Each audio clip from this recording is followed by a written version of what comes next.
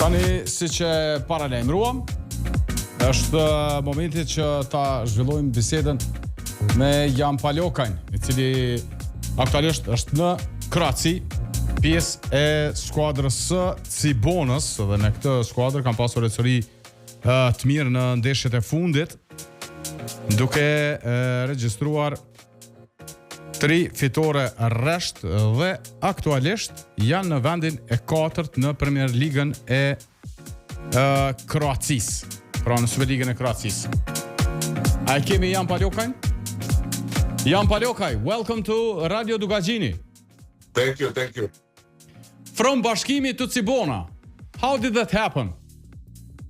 It happened that we played against Cibona in FIBA Europe Cup, and of course people from Cibona know me from before because I'm from Croatia. I played against Cibona many times.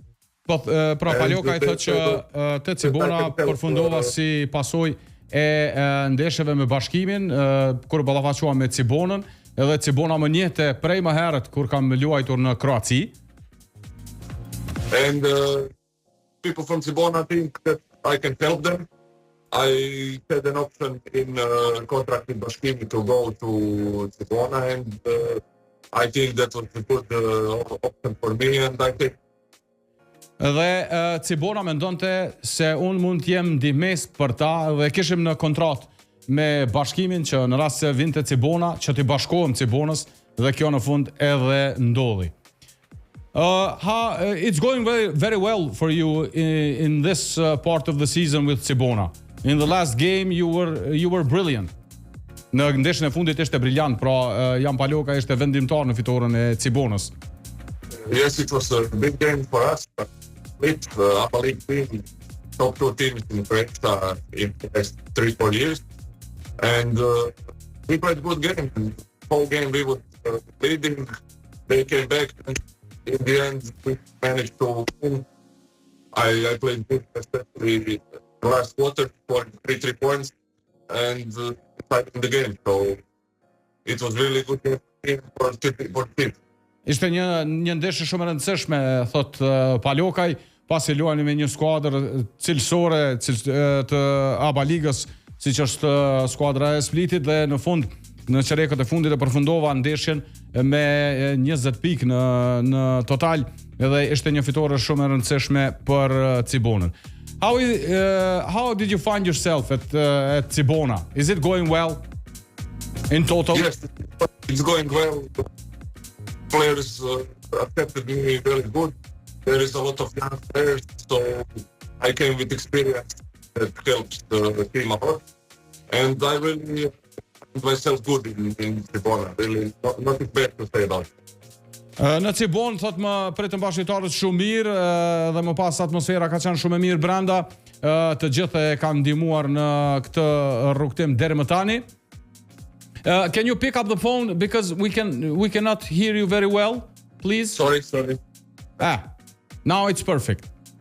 Okay. What are the ambitions of Cibona in Croatian Premier League? First of all, in February we have Croatian Cup, and Cibona is organizing the cup, and the goal is to win the cup. This is one and only goal for this part of season. Fillimisht ne jemi pjesëmarrës në kupë dhe Palokaj thotë që Cibona është organizator e Kupës së Kosovës dhe Kupës së Kroacisë, dhe sigurisht një nga synimet e para të këtij sezoni mbetet triumfi në kupë. Yes, and after that, of course, we hope to catch at least third place before the playoffs. Dhe natyrisht më pas do të synojmë që të paktën të përfundojmë në vendin e tretë para playoffit. And of course, you know, Cibona is a club that always wants to win any trophy. So our goal is to win Croatian Championship. Of course, there is many teams that are good, Zadar and Split, but Cibona can fight also for the title. Por siç e dini, thot Cibona është ndërtuar si skuadër që të luftoj për trofe, edhe në këtë rast edhe për kampionatin e Kroacisë, për pavarësisht skuadrave si Spliti dhe Zara. Zadar and Split are main contenders with Cibona for the title this year. Do you think so? Yes, absolutely. Those two teams are, let's say, best two teams at this moment. they had good start of the season and they will for sure pick up first 2 places in the league. But of course, that means nothing when playoff come. Sigurisht të Spliti dhe Zara janë 2 nga pretendentët me Cibonën për ta fituar titullin e kampionit në Kroaci, por thot se gjithçka mund të ndodhë në pjesën përfundimtare, pra kur futen në fazën e play-offit. Now we will come back to Kosovo. You spent a lot of time in Kosovo. You were at Sigal Prishtina, you were at Golden Eagle Uli, and also the last one, Bashkimi. How do you rate Bashkimi this year? Si e vlerëson Bashkimin këtë sezon? I think Bashkimi this year is by far the first favorite to win the title. Mendoj që Bashkimi është larg njëra nga skuadrat që mund të llogaritet favorite për ta fituar titullin. When I look at the roster, especially now with new players that come, Armstead and Shorter, and especially coach Jovovic, who I work with these first 2-3 months. Dhe kur e shikoj thot rosterin e skuadrës ose përbërjen e skuadrës me Shorter, Armstead dhe Jovovicin si trajner, të cilin e njoha për 2 muaj. But when I look also at the teams like Gili now and Trepcha, of course, I think it will be a big fight between those 3 teams. Of course, other teams are very good, Pristina, Peja, Bora, but for me, Bashkimi, Gili and Trepcha will fight for the trophies. Por thot përveç Bashkimit, kur i shikoj përcjelli edhe skuadrat si Trepça dhe Golden Eagle Uli, mendoj se treshja favorite për titull në Kosovë do të vendoset në mes të Bashkimit, Trepçës dhe Golden Eagle Ulit. Sigurisht ka edhe skuadra tjera të forta, por thot se këto ishe si më favorite. On the stats, I looked the stats. You were almost brilliant in 23-24 season with Golden Eagle Uli, most points 328 while playing in Kosovo. Yes, I think that was probably my best season. Unë mendoj që 2023-24 me Golden Eagle Ullin, pasi ka shënuar 328 pikë e pyeta për këtë statistikë, thot besoj që ka qenë një prej viteve më të mira të mijat. Especially because we was only 1 win away from winning the whole championship. Ishin larg një fitore për ta fituar komplet kampionatin. And it was really good season, first with coach Plevarakis from Greece, then with coach Petar Mijovic, who really helped me to play best basketball I can. It was really maybe best season of my career. Edhe 2 trajnerët që ishin në atë kohë te Golden Eagle Uli më kanë ndihmuar shumë që të rritem edhe ta kem një nga sezonet më të mira në karrierën time. Now that you're playing at Croatian Super League, which is the difference between Kosovo and the Croatian Basketball National Leagues? Pra po e pyes për diferencat në kampionat në mes të Kroacisë dhe Kosovës, cila mund të jetë diferenca? The difference is that in Croatia there is more local players who can play at top level. Pra në Kroaci, thot e para diferenca është se në Kroaci luajnë shumë basketbollistët vendor që ngriten më pas në nivel të lartë. But I don't think that is advantage because there is only 2 or 3 Americans here in one team. In Kosovo is 5. It makes the game really.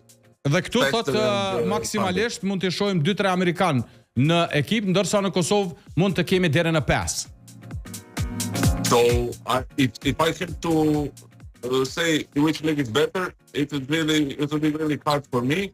I think best teams from Kosovo would have really good chances against best team from Croatia.